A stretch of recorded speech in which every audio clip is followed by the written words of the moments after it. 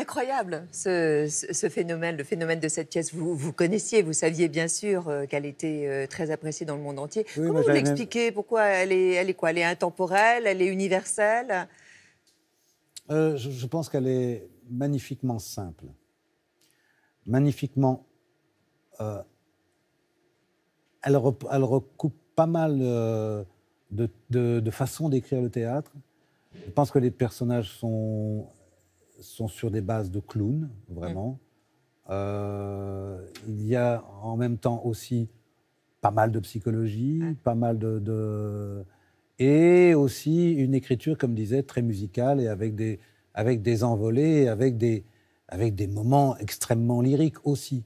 Donc, et pas mal de poésie. Donc ça rassemble beaucoup le spectateur, je dirais, en a pour son argent. Et puis il est toujours surpris par la subtilité du rebondissement.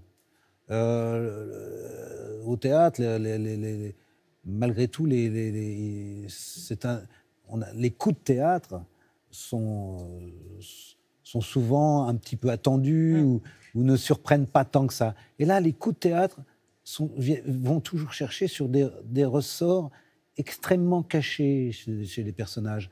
Et donc, ils révèlent d'un seul coup une phase. Beaucoup aux mots, d'ailleurs. Les mots sont importants. Oui, c'est vraiment sur l'interprétation des mots. Il révèle à chaque fois des facettes des personnages auxquelles on ne s'attendait pas. Alors, il y a un monologue, évidemment, extraordinaire que vous dites. C'est long et à la fois long peut-être pour vous, mais très court pour nous, spectateurs.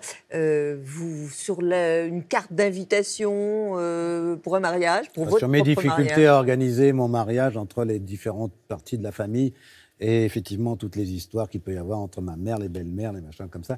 Et effectivement, c'est un monologue qui est un moment de bravoure, qui est de l'ordre de la performance, qui est écrit comme ça, comme un Lazzi à un moment donné, quoi, comme d'acteur, et qu'il faut assumer comme ça. Moi, qui suis pas un acteur, que j'aime pas trop montrer la performance, tout ça. J'aime bien que les choses ne se voient pas trop, que les formes ne se voient pas. Là, pour le coup, je suis bien obligé. C'est écrit comme ça. C'est vraiment le récit du Cid. Ça dure combien de temps? Vous avez chronométré? À peu près 7 minutes. 7 minutes? C'est pas si dingue que ça, mais ça, c'est pas mal quand même, 7 minutes. Oui, Ah, les deux autres, ils sont scotchés. Oui, c'est ça. bah oui. Et le public vous applaudit à la fin. Le public a applaudi à la fin. Mais en plein milieu, quand même, de pièces. Oui, et c'est tous les jours, comme ça. Ça vous choque, vous, les chiffres vertigineux du marché de l'art? Oui. Souvent des placements, d'ailleurs, non imposables. Mais ça me choque pas tellement, pas parce que ça sont des placements non imposables, mais parce que c'est encore un moyen d'exercer un pouvoir. Il y a beaucoup. L'argent étant certainement une des façons d'exercer le pouvoir sur les autres, que je trouve les plus minables, mais les plus sûrs. C'est ce qui marche le mieux. Et les gens qui détiennent ces fortunes, qui détiennent beaucoup d'argent, et j'en reviens à cette méfiance dont je parlais tout à l'heure, ces gens qui détiennent cet argent arrivent même à imposer leur goût parce que c'est là où ils mettent le... Voilà. C'est-à-dire que là où ils mettent beaucoup d'argent, c'est forcément que c'est bien. Pensez à ceux qui créent des fondations, par exemple. En tous les cas, oui, ceux qui créent des fondations, mais en tous les cas, les gens qui d'un seul coup imposent leur goût. Imposent leur goût. Imposer leur goût par l'argent. Voilà, et je sais qu'il y a des artistes qui sont complices de ça, qui en profitent. Après tout, pourquoi pas. Vous avez voté pour Macron, pour le président Macron.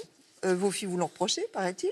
Oui, c'est vrai, que je l'ai dit une fois, donc, voilà. Donc je ne peux pas le nier, c'est vrai. Et aujourd'hui, vous vous sentez trahi ou pas? Non, pas spécialement. Je pense que notre président est quand même quelqu'un qui a fait des études à l'ENA, qui a fait l'IGF, l'inspection générale des finances, et que ça crée un rapport à l'argent, un rapport à la domination, encore une fois, de l'argent et des banques et des choses comme ça, qui, malgré tout, a du mal à... et que les intérêts privés sont parfois confondus aux intérêts de la France, avec les intérêts de la France. Je pense que ça continue à exister. Vous savez qu'avec le président Macron, vous avez un point commun. Vous soutenez l'OM. Oui, alors oui, c'est ça, oui. Eh oui, je tiens à vous le rappeler. Ou alors, on s'est amusé, regardez. Nous avons un but. Nous avons 5 ballons. Montrez-nous ce que vous savez faire. Il faut que j'arrive à taper dans le ballon pour que ça rentre dans le trou, là, c'est ça? Oui, il y en a 5. Hein. Il y en a 5, et vous croyez que je vais arriver à en mettre un? Bah, ce serait bien.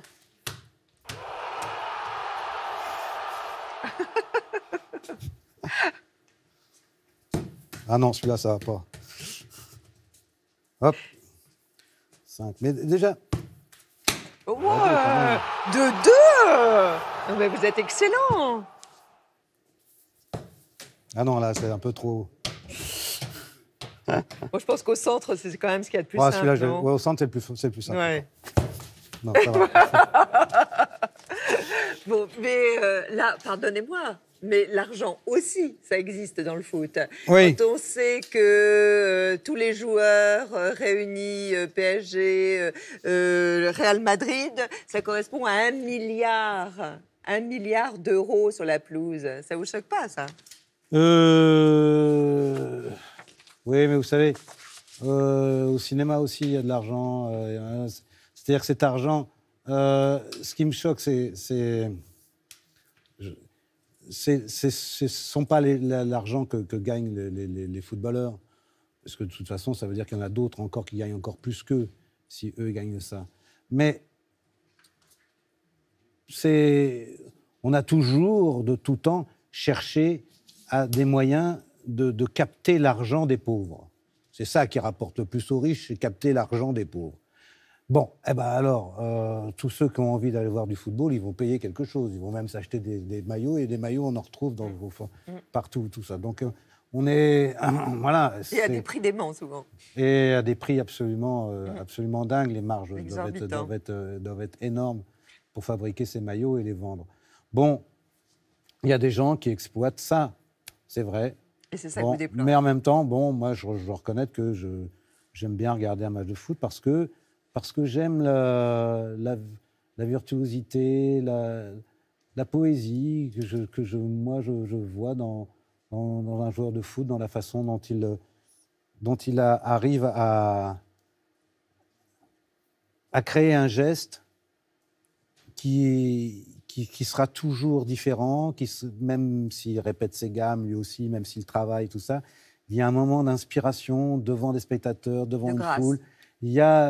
On est quand même dans du spectacle, c'est du sport, mais c'est aussi du spectacle. Et oui, il y a de la grâce, il y a de la grâce, parfois il y a de la magie.